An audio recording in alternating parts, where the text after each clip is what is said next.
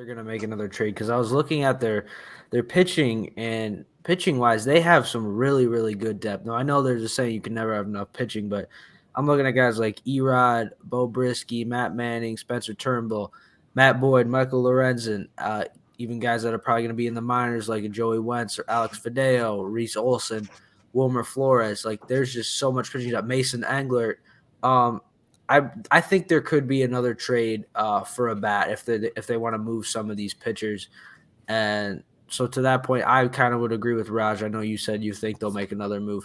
I think they got to move some of this pitching depth because they have so many starting pitchers on this roster, and a lot of them are right-handed too. So I think they're going to have to move one of them.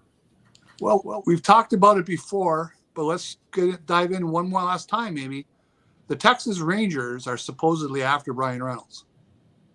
Why can't the Tigers get Brian Reynolds? With all those pitchers you just mentioned and the fact the Pirates want pitching, can the Tigers put together an offer or should they put together an offer for a Brian Reynolds?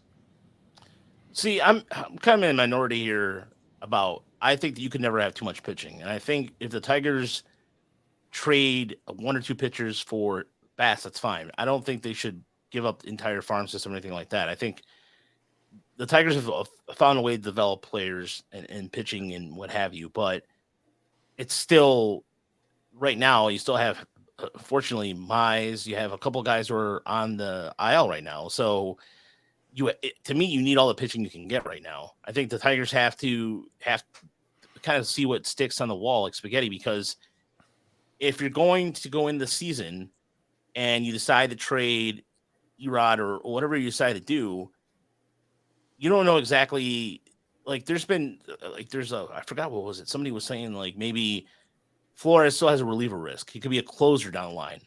Reese Olson, again, these guys, to me, I'm not sold on Reese Olson being a 4 for 5 starter, great. But as far as that goes, I still think that he has some bullpen risk. I think that you don't trade all. I don't think you give up a lot of pitching. I think you just selectively choose who's going to help out, who and what bats. They need more bats than pitching anyways. And we're all on the same page about that. So I don't know.